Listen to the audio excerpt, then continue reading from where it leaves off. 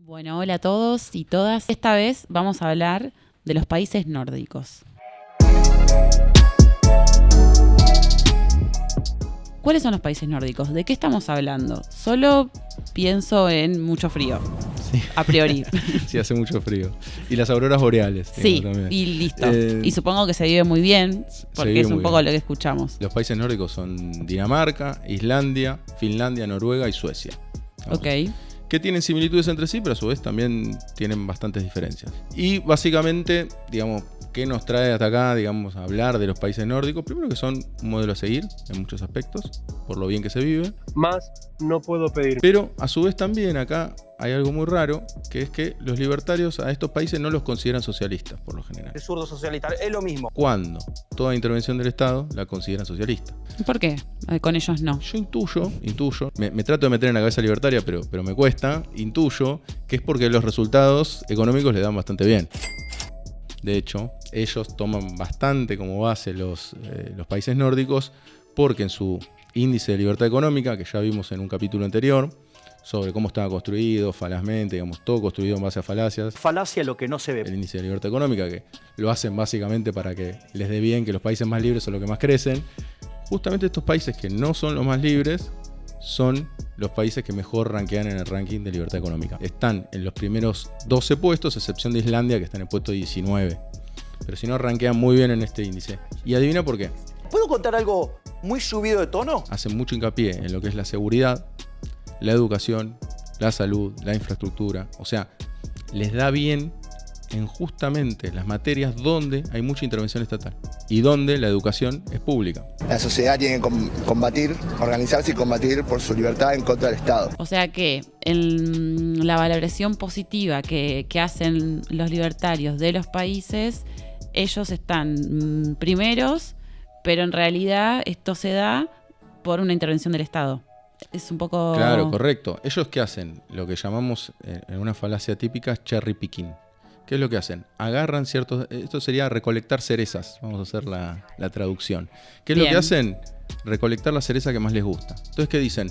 No, en realidad son bastante libres. ¿Por qué? Porque el mercado laboral es bastante libre. Vos podés contratar con relativa facilidad y demás.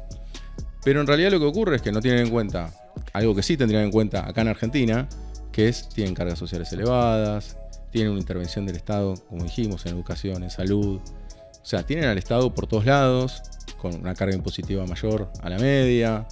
Y en definitiva, todos esos datos que aportan para decir, bueno, en realidad los países nórdicos son países con una intervención estatal fuerte, lo omiten. Los que dicen eso son brutos. Entonces dicen, no, pero en realidad vos tenés una facilidad para contratar trabajadores muy sencilla y abrís empresas muy rápido. ¿Tá? Lo cual, esto ya lo hemos dicho alguna vez, también podés hacer negocios muy rápido, abrir una empresa muy rápido en África, por ejemplo. Y sí. Y no rankean alto. ¿Por qué? Adivina por qué. Porque bueno, en educación, en salud, en infraestructura les da mal. Entonces, este es el problema que, digamos, que no pueden resolver los libertarios, ¿no? O sea, justamente lo que se encuentran son países que están más desarrollados, que dan bien en todos los indicadores, dan bien en todos los índices que elabora, por ejemplo, la ONU. A ver, acá me anoté alguno. Mira, el ranking de movilidad social, el de desarrollo humano, el de felicidad que arma la ONU. Entonces esos rankean bien los países nórdicos. No en el ILE, el Índice de Libertad Económica, que está construido por ellos mismos, que es la Fundación Heritage. ¿Cómo era esto que estabas diciendo de las cerezas, que me parece interesante para tenerlo en cuenta? Eso es una práctica bastante común de los libertarios y es una de las falacias más extendidas, ¿no? Porque cuando uno quiere reforzar una teoría y lo que dice es, mirá, esta teoría en realidad es afín a lo que yo estoy diciendo, o quiero reforzar mi propia posición, sí. Lo que hago es hacer una selección de lo que a mí de lo que hace que cierre mi discurso. Sirve mucho para discusiones de pareja también, me parece. Claro. Pues si me pones un pelotudo a discutirme que no saben, me voy. Bien. Exacto, no digo que es lo malo, no digo, no. en realidad en Suecia hay una intervención y por eso funciona bien. Porque en realidad, pero eso sería más honesto intelectualmente. Por lo menos sé honesto intelectualmente. Porque uno, ¿qué podría decir? Y ahí está bueno el punto. Uno, ¿qué podría decir? Bueno, en los países nórdicos sucede eso porque hay poca población, que es cierto. Está bastante despoblado, digamos, los países nórdicos. ¿Hay alguien aquí con vida? Entonces yo podría decir, bueno, se da como excepción, pero en realidad para Latinoamérica no sirve, para Latinoamérica sirve que uno libere la economía. Supongamos que uno diga eso. Sí. Sería más honesto intelectualmente desde el punto de vista de que uno podría decir, que también para mí es errado, digo, más allá de que para mí sea errado, por lo menos asume que los países nórdicos con intervención estatal funcionan bien por tal y tal motivo. En cambio lo que hacen es negar la realidad siendo el cherry picking que estamos hablando. Ok. Digamos. Que eso es lo que lo hace más complejo, digamos, y es lo que los deja más en evidencia, y es lo que hace más endeble a la postura libertaria.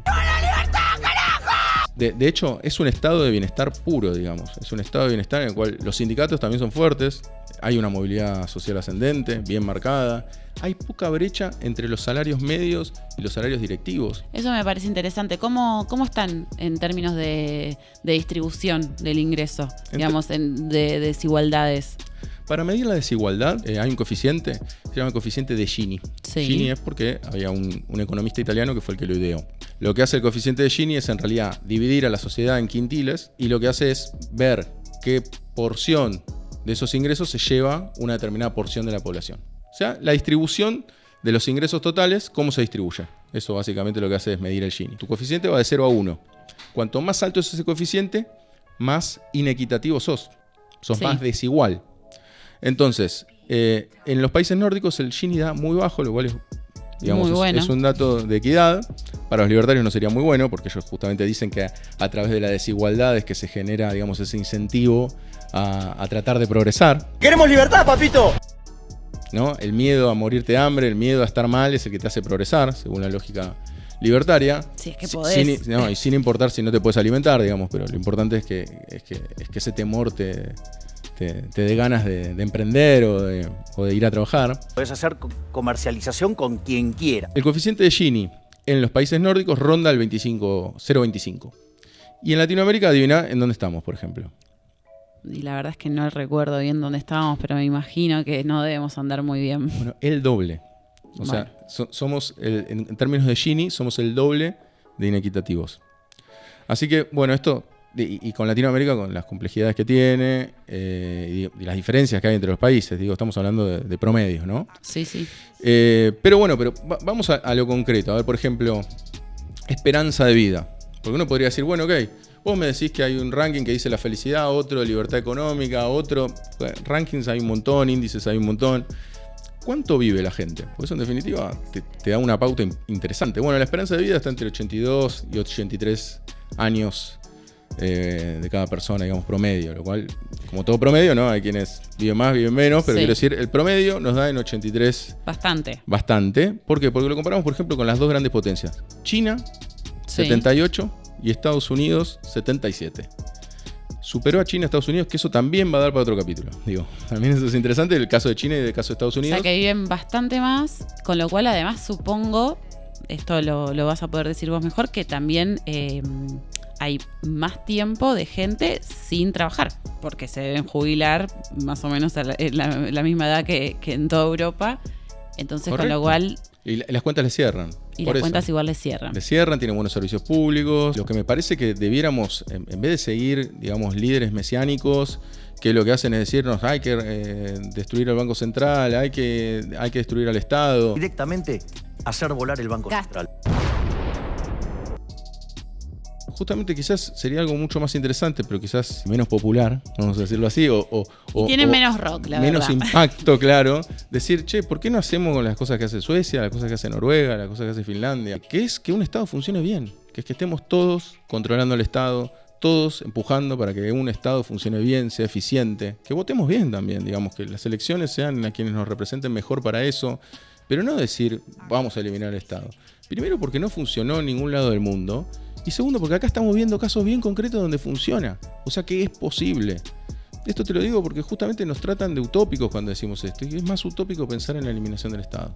Así que eso me parece importante y me parece que este modelo sirve para pensar eso, ¿no? ¿Qué es lo que pasó en Suecia? Escuché en algún momento, la verdad es que no soy una especialista en el tema, que estaban un poco más complicados en términos de igualdad. Pero ahora no están en esa. ¿Nos puedes contar un poquito qué es lo que pasa? Suecia tuvo un gran crecimiento económico a partir de la década del 30. También pasó de que el 10% más rico se quedaba con el 80% del ingreso y ahora es el 55% aproximadamente. O sea, obtuvo una gran distribución de ingreso, mejoró su distribución del ingreso al compás del crecimiento económico. Así que Suecia es un muy buen modelo para tomar. O sea, es un modelo de nuevo de lo que nosotros estábamos planteando. Sí se puede modificar esta cuestión, se puede modificar porque tenías un modelo regresivo y pasamos a un modelo progresivo, un modelo virtuoso, y arrancaron desde una concentración económica quizás asimilable a la que podemos tener en Latinoamérica y lo lograron revertir. Entonces me parece que justamente lo que requiere esto, y esta es una primera aproximación, es estudiar más los modelos nórdicos para ver qué es lo que podemos copiar, qué es lo que podemos o adaptar. No diría tampoco copiar así alevosamente, también se puede adaptar a la realidad. Pero siempre con la intervención y con el Estado a la cabeza. Imagino que además esa transformación no creo que se haya dado por voluntad de quienes concentraban las grandes riquezas. Correcto. Imagino que supongo que el Estado tuvo también algo que ver en todo eso. Sí, el Estado, digamos, los niveles de educación que tienen. También, bueno, yo tuve la posibilidad de viajar a los países y también conversé con mucha gente y el nivel de conciencia social que tienen ahí es algo bastante llamativo. Lo que le hacen hacer desde la escuela, lo que le hacen hacer muebles a los chicos chiquitos en Dinamarca, por ejemplo, me contaban ahí en Dinamarca que les hacen de chiquitos diseñar muebles, o sea, tienen, digamos, una apertura mental, digamos, también muy interesante. No están pensando en que hay un planero o hay alguien que vive del Estado o del otro, sino que tienen una conciencia general de la sociedad y de que son todos un conjunto, no todos individuos perdidos que cada uno está peleando en la selva por ver quién es mejor, sino que tienen esta idea de sociedad y a eso me parece que tenemos que apuntar.